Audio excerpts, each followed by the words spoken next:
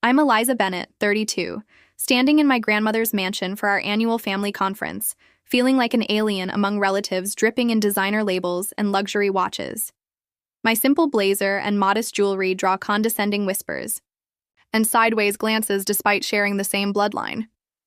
10 years of their mockery about my financial struggles while I silently built my empire. Little do they know what's in my briefcase today. Before I continue my story, I'd love to know where you're watching from. Drop your location in the comments, hit that subscribe button, and stick around to see how I finally showed my status-obsessed family what real wealth looks like. My family, the Bennetts, have been fixtures in Boston real estate since the 1920s, when my great-grandfather turned a small inheritance into a budding empire during the post-war boom. By the time my grandmother Elizabeth took over in the 1970s, the Bennett name was synonymous with luxury properties across New England. Unlike her brothers who focused on flash and status, Grandma Elizabeth was a shrewd businesswoman who believed wealth should be quiet and purposeful. My father, her youngest son, inherited her pragmatic approach.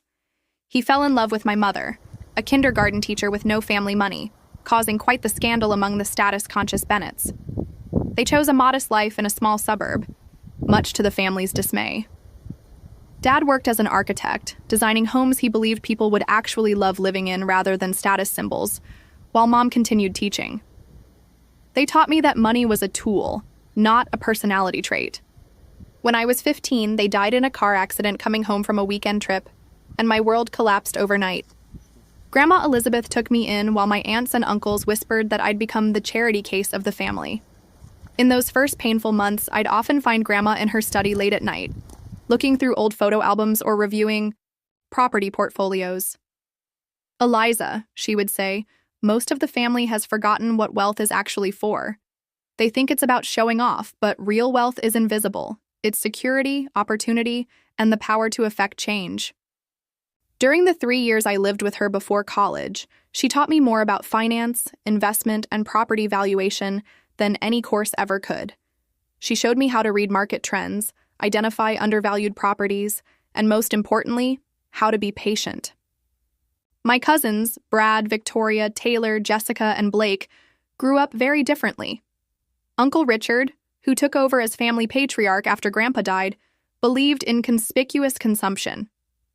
His children, and those of my other aunts and uncles, received sports cars for their 16th birthdays, took luxury vacations every school break, and wore only designer clothes. Meanwhile, I drove the used Toyota my parents had left me, worked part-time jobs, and invested every penny I could spare. Grandma Elizabeth passed away during my senior year of college, leaving each grandchild a modest inheritance, while my cousins used theirs for down payments on luxury condos, exotic vacations, or even more ridiculous. Blake bought a small yacht he barely uses. I followed my grandmother's advice. I lived simply in a small apartment, continued working, and strategically invested my inheritance in small, overlooked properties in up-and-coming neighborhoods. The annual family conference began as Grandma Elizabeth's way of ensuring family unity and shared purpose. After her death, Uncle Richard transformed it into a display of status competition, who had the most impressive portfolio update, who had acquired the most expensive possessions, which cousin had the most impressive career trajectory. Every year, I would show up in my modest clothes, share my deliberately understated updates, and endure their thinly veiled pity. What none of them knew was that by my 28th birthday, my portfolio had grown to include 12 residential properties and 3 small commercial buildings, all purchased through anonymous LLCs with the guidance of Grandma's old lawyer, Mr. Winters. Last year, I learned that the sprawling apartment complex where Uncle Richard's daughter Victoria, my cousin Blake, and 3 other family members lived had gone on the market. The owner was retiring and looking for a quiet sale to avoid alarming tenants. Using a holding company structure Mr. Winters helped establish, I purchased the building for $28 million, nearly every cent of my available capital.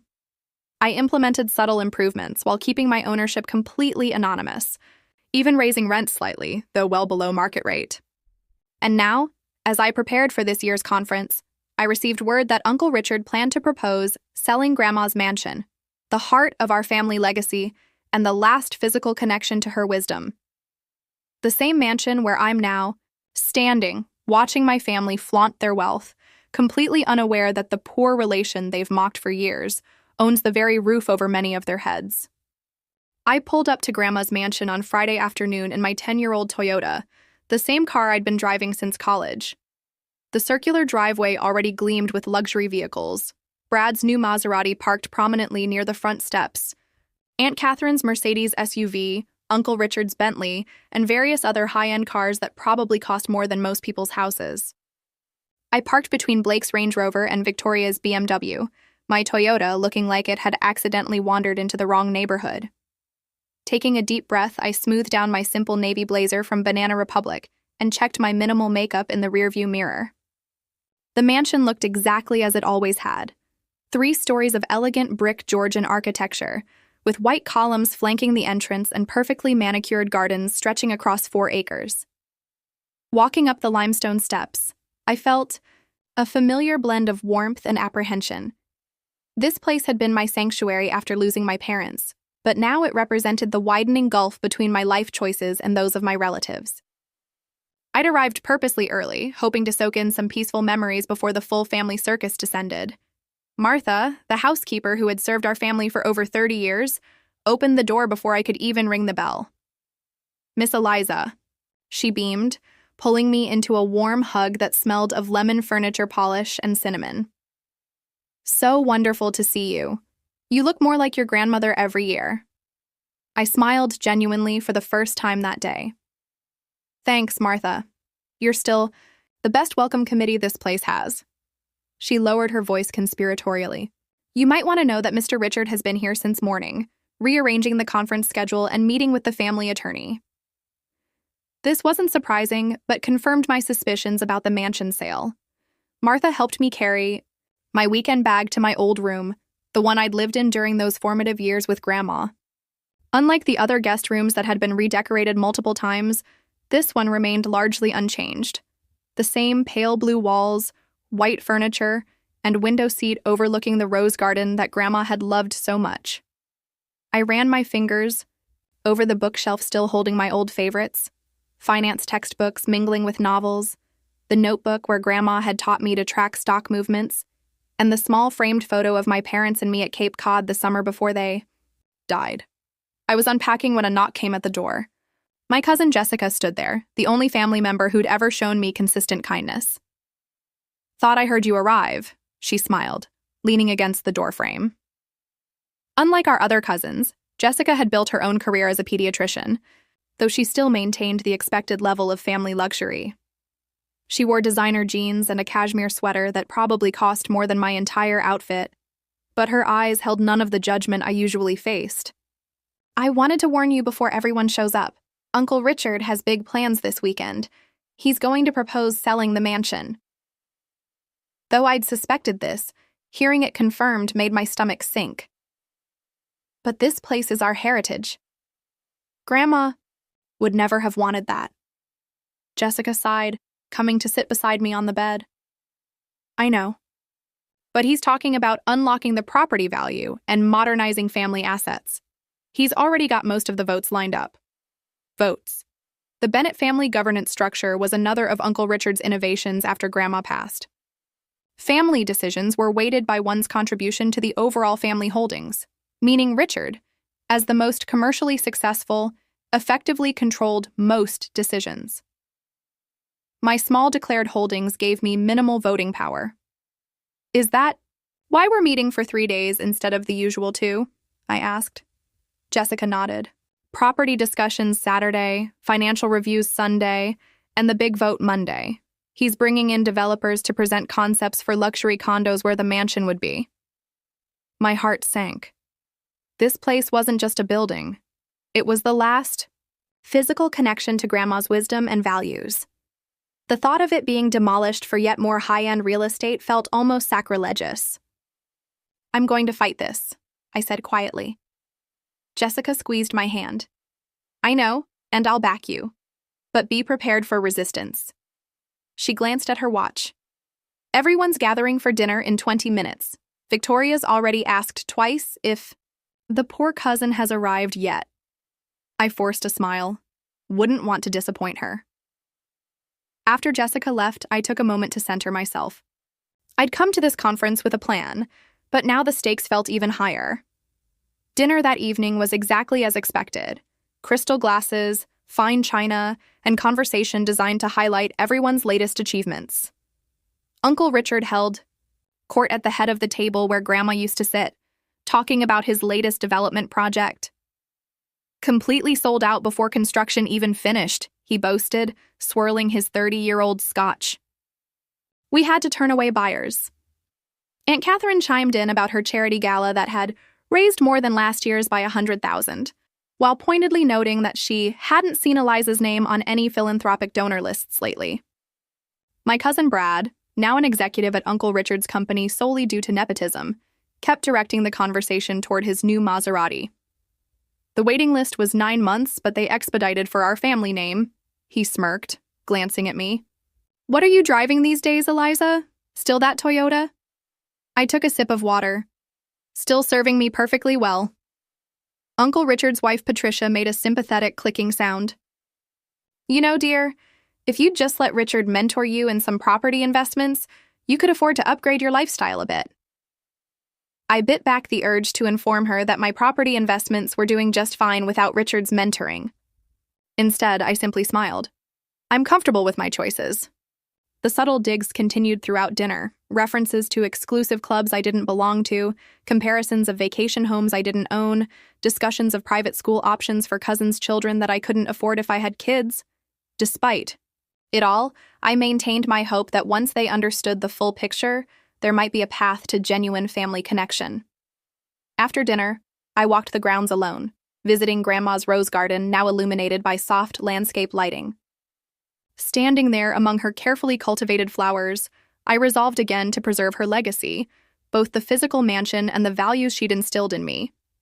Whatever happened this weekend, I would find a way to honor her memory, even if it meant finally revealing what I'd been building all these years in the shadows. Saturday morning arrived with golden autumn sunshine streaming through the curtains of my childhood bedroom. I dressed carefully in black slacks and a simple blue blouse, professional but not showy. The main family conference would begin at 9 in the grand drawing room, where generations of Bennetts had made decisions that shaped our family fortune. Entering the room, I immediately felt the shift in atmosphere. The usual family portraits had been removed from the walls, replaced with architectural renderings of modern condominiums. Uncle Richard stood at the front beside a digital projector, while my cousins and their spouses filled the antique chairs arranged in a semicircle. Several faces I didn't recognize sat in the back row, presumably the developers Jessica had mentioned. "Ah, Eliza, good of you to join us," Uncle Richard announced as I slipped into a seat beside Jessica. We were just about to begin our discussion on family image and standards.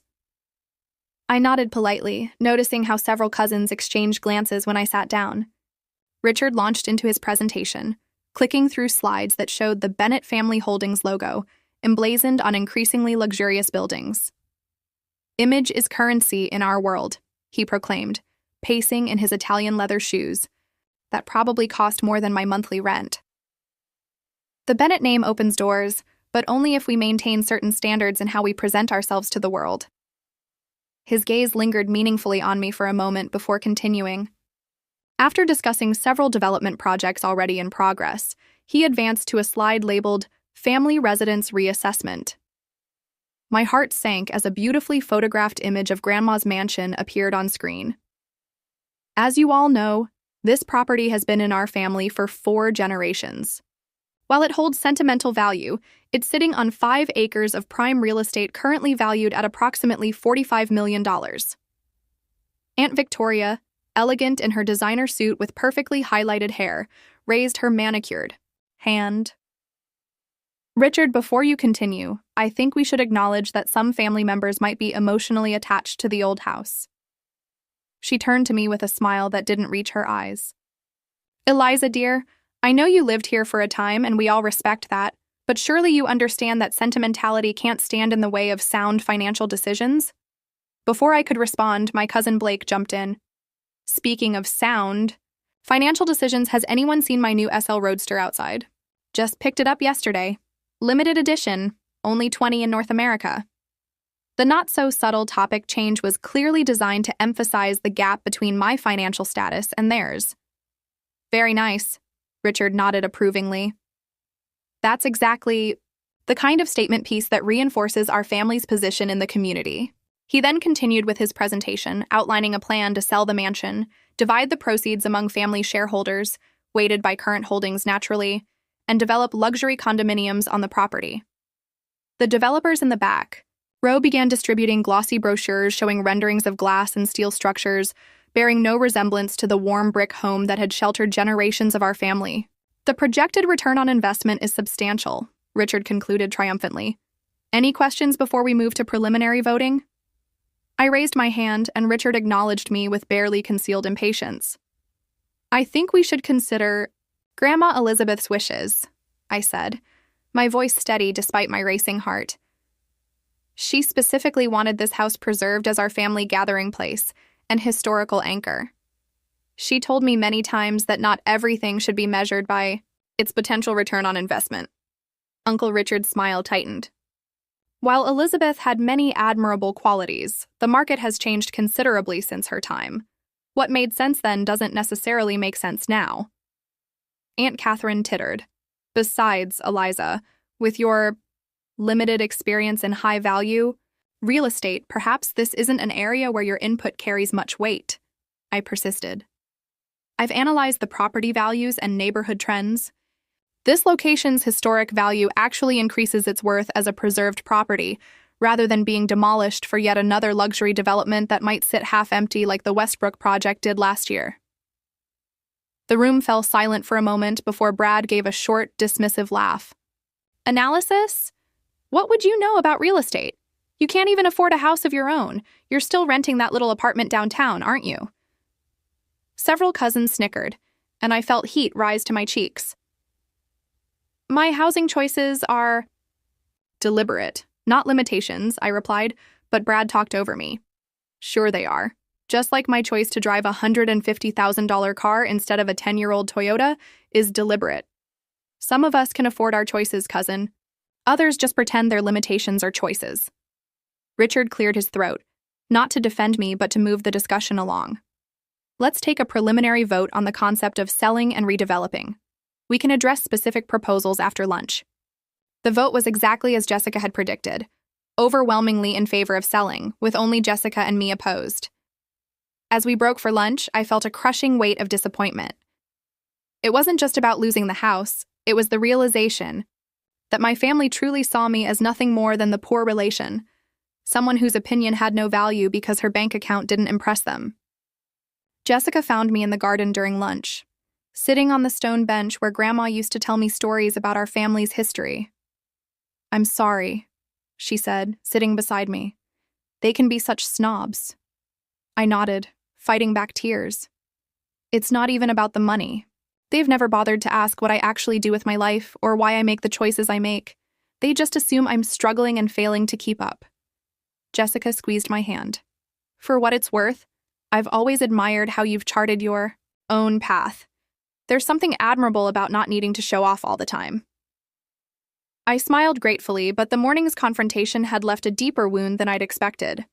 All these years, I told myself that my family's opinion didn't matter, that I was building something meaningful regardless of their approval. But their casual cruelty and dismissal still hurt in ways I hadn't anticipated. As we walked back toward the house, Jessica lowered her voice. Just so you know, tomorrow's session will be worse. Everyone has to present their personal financial highlights for the year. Richard always structures it to emphasize who's contributing most to the family prestige. I nodded, already dreading it. Thanks for the warning. That evening at dinner, the conversation revolved around which luxury amenities should be included in the new condominium development that would replace our family home. As I listened to them debate between infinity pools or private rooftop gardens, between marble or imported limestone finishes, I realized how fundamentally different our values had become. While I sat silently contemplating the growing divide between my family and me, I couldn't help but wonder if there would ever be a bridge across it, or if I even wanted there to be one anymore. Sunday morning's session focused on inheritance matters and property holdings, the meat of our annual family conference. The drawing room had been rearranged overnight with a long mahogany table replacing yesterday's casual seating arrangement. Uncle Richard took his position at the head, with leather portfolios placed at each setting. Mine, I couldn't help noticing, was thinner than everyone else's. "Today we'll review our individual and collective holdings," Richard announced after everyone was seated. "As you know, our family voting structure is weighted by contribution to overall assets. I've taken the liberty of preparing an updated assessment." He nodded to his assistant, who distributed spreadsheets showing each family member's declared assets and their corresponding voting power. As expected, Richard himself controlled 38% of the votes, with his children and siblings holding most of the remainder. My own voting share was listed at a mere 2%, reflecting only the small inheritance from Grandma that I'd publicly acknowledged, plus my modest salary as a financial consultant, my deliberately vague job title. "Before we begin individual presentations," Richard continued, "I'd like to propose some adjustments to the distribution framework established in Elizabeth's will." This caught my attention immediately. Grandma's will had included some protection mechanisms to prevent any single family member from gaining too much control. Richard was now suggesting streamlining these protections for administrative efficiency. The proposed changes would effectively consolidate more power with the wealthiest family members, particularly himself. As family members nodded along, I carefully noted each suggested modification. These would be crucial details to discuss with Mr. Winters later. After the inheritance discussion, we moved to individual financial updates. Brad went first, proudly describing his new position as vice president in Uncle Richard's company, the bonuses he'd received, and his portfolio of luxury investments. "And of course, there's the new vacation property in Aspen," he concluded smugly. "Closed on it last month, 4 bedrooms, ski-in, ski-out access, and a hot tub overlooking the mountains." Next came Blake, boasting about his tech startup investments and the yacht he'd upgraded because the last one just wasn't quite big enough for proper entertaining. Victoria detailed her expanded art collection and the private school where she'd secured spots for her children, despite the 5-year waiting list. They made an exception for the Bennett name, of course. One by one, my relatives outlined their expanding wealth and status symbols, each presentation met with appreciative nods and follow-up questions. When Taylor mentioned struggling to find household staff for her 3 homes, Aunt Catherine immediately offered contacts for the best agency for domestic help. They only work with certain families, but I'll put in a word. The conversation eventually turned to the luxury apartment complex where several family members lived, the very building I secretly owned. "The amenities are top-notch," Victoria commented, "but the management has been making some changes I don't particularly care for. They've been renovating the lobby, disrupting everyone with construction noise." Blake nodded vigorously. "And they raised the rent last quarter. Not significantly, but still, on principle. Who do they think they are?" Brad leaned forward, eyes narrowing. "You know what's strange? No one seems to know who actually owns the building now. It was purchased by some holding company last year. Very mysterious." Uncle Richard tapped his pen thoughtfully against his portfolio. "Perhaps we should leverage some family connections to find out who's behind the purchase. If it's some investment group, they might be persuaded to sell to us instead. The location is prime, and having control would benefit those of you living there." I maintained a neutral expression, though my heart raced at how casually they discussed, using their influence to pressure the mystery owner, me, into selling against my wishes. "We could apply some pressure through the right channels," Richard continued. "I know people at the city planning office who could make approvals for their future renovations challenging." The casual way they discussed using their connections to essentially bully a property owner made my blood boil. This was exactly the kind of entitled behavior Grandma had always criticized, using family power not to create value but to take it from others. When my turn finally came late in the afternoon, I presented a deliberately understated summary of my consulting work and modest investment growth. As I spoke, I noticed Brad checking his phone, Victoria whispering to her husband, and Uncle Richard impatiently tapping his pen. No one asked follow-up questions or showed any interest in my careful financial strategy. Instead, Aunt Catherine seized the first pause to ask, "Dear, have you considered a career change? Surely there must be something more substantial you could pursue with the Bennett name behind you." The condescension in her tone was unmistakable. Before I could respond, Brad interjected with a smirk. Maybe she just needs to marry well. That's still a valid strategy, right? The room filled with poorly concealed laughter. I felt my cheeks burning but kept my expression composed. I'm quite satisfied with my current path, I replied evenly. Not everyone measures success by the same metrics. Uncle Richard cleared his throat. Well, speaking of different metrics, I think we should discuss a special provision for family members who might need additional support. He didn't look directly at me, but everyone knew who he meant. The Bennett family has always taken care of its own, and perhaps we should formalize a structure for those who haven't been as fortunate in their financial endeavors. The humiliation of being discussed as a charity case was almost unbearable. I sat rigidly in my chair, hands clasped tightly under the table, as they debated how to help me without actually consulting me about what I might need or want. Later that evening, I escaped to my room and called Mr. Winters, my trusted attorney and advisor. They're planning to change Grandma's will provisions, I explained, detailing the proposed modifications. And they're talking about investigating the ownership of Victoria's building. Mr. Winters chuckled softly. I anticipated something like this. Don't worry, your ownership structure is completely secure and anonymous. Multiple corporate layers protect your identity. I sighed, looking out the window at the garden now silvered by moonlight. It's not just about keeping my investments secret anymore. They're planning to sell Grandma's house, the heart of her legacy, and the way they talk about using family connections to pressure people, to bend rules in their favor, it's everything. She despised. Elizabeth would be proud of how you've honored her real values, Mr. Winters said gently. What do you want to do now? I thought for a long moment, watching a cloud pass over the moon. I think it's time to prepare my full portfolio documentation. Can you courier over the complete ownership records for all properties, including the apartment complex? Are you sure? He asked cautiously. Once you reveal your holdings, there's no going back. I'm sure, I replied, newfound determination replacing the hurt I'd felt earlier. They've underestimated me for the last time. Tomorrow I'll show them exactly who they've been dismissing all these years. Monday morning dawned with a sense of foreboding as I prepared for the final day of our family conference. Today, each family member would present their detailed financial statements and investment strategies, the portion of our annual gathering that had always been designed to highlight the gap between my relatives' extravagant wealth and my supposedly modest means.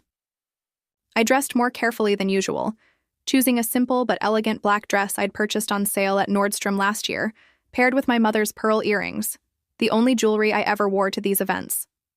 The family had gathered in the library by the time I arrived, the antique table now covered with laptops, tablets, and expensive leather portfolios embossed with the Bennett family crest.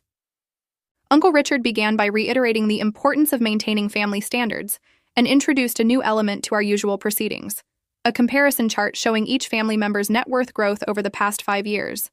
The bar graph he displayed on the projector screen showed his own towering achievement in navy blue, followed by substantial columns for his children and siblings. My own contribution appeared as a barely visible sliver at the far end of the chart. As you can see, he said with a thin smile in my direction, some of us have embraced the Bennett legacy of financial acumen more successfully than others. Several family members chuckled, and I noticed Brad nudging Victoria as they both glanced at me with poorly disguised amusement. The individual presentations began with Uncle Richard himself, who detailed his expanding commercial real estate empire, recent acquisitions in emerging markets, and plans for developing a luxury hotel chain. My cousins followed with equally impressive displays: Brad's executive compensation package, Victoria's husband's hedge fund successes, Blake's tech investments that had apparently doubled in value. Each presentation received thoughtful questions, appreciative murmurs, and suggestions for further growth opportunities. When my turn came, the energy in the room visibly deflated. Several relatives reached for their phones, while others began quiet side conversations. I began my prepared summary of modest consulting projects and small investments, keeping to the script I'd maintained for years. Uncle Richard checked his watch repeatedly, making it clear he considered this a formality not worth his full attention. Halfway through my presentation, Aunt Catherine interrupted with a heavy sigh. Eliza, dear, I don't mean to be unkind, but it's painful watching you live so far below your potential year after year. The Bennett name should count for something, yet you seem determined to, well, struggle. The room fell silent as all eyes turned to me. I kept my expression neutral. I wouldn't characterize my life as struggling, Aunt Catherine. I'm quite comfortable with my choices. Brad snorted. Comfortable? In that tiny apartment with your secondhand furniture and 10-year-old car? Let's be honest. You're the poor relation? We all know it. More laughter rippled through the room, less restrained now. Some of us, Brad continued, warming to his topic, are actually building on the family legacy. Others are just coasting on the minimum Grandma left them. The casual cruelty hit harder than I expected. Despite years of their condescension, being openly mocked still cut deeply. Uncle Richard cleared his throat, not to defend me, but to move things along. Perhaps this is a good time to discuss the family assistance program I mentioned yesterday. Eliza, there's no shame in accepting help when needed. We could establish a monthly stipend to help you maintain a more appropriate lifestyle for someone with our family name. The suggestion that I needed their charity, when I was worth more than several of them combined, was the final straw. But I maintained my composure, years of practice hiding my true feelings serving me well. That won't be necessary, Uncle Richard, but thank you for your concern, I said evenly, gathering my notes. If my presentation is concluded, I'll step out for some air before lunch. As soon as the library door closed behind me, I rushed upstairs, to my room, hands trembling with a mixture of rage and hurt. Alone, I finally allowed the tears to fall. Not from financial insecurity, but from the painful recognition that my family had never truly seen me. They'd created a narrative about who I was without ever bothering to look beyond their assumptions. I moved to the window seat where Grandma and I used to sit together, looking out over the garden she'd loved so much. What would you do now? I whispered, as if she might somehow answer. In the quiet of the room, surrounded by memories of the one family member who had truly valued me, I felt a shift inside, a hardening resolve replacing the raw hurt. This mansion, this legacy, was as much mine as theirs, and I had honored it in ways they couldn't begin to comprehend. A knock at the door interrupted my thoughts. Martha, the housekeeper, entered with a concerned expression. Miss Eliza, I brought you some tea. I noticed you left the meeting rather quickly. Her kind gesture brought fresh tears to my eyes. Martha had been with the family for decades, and unlike my relatives, she had always treated me with genuine warmth.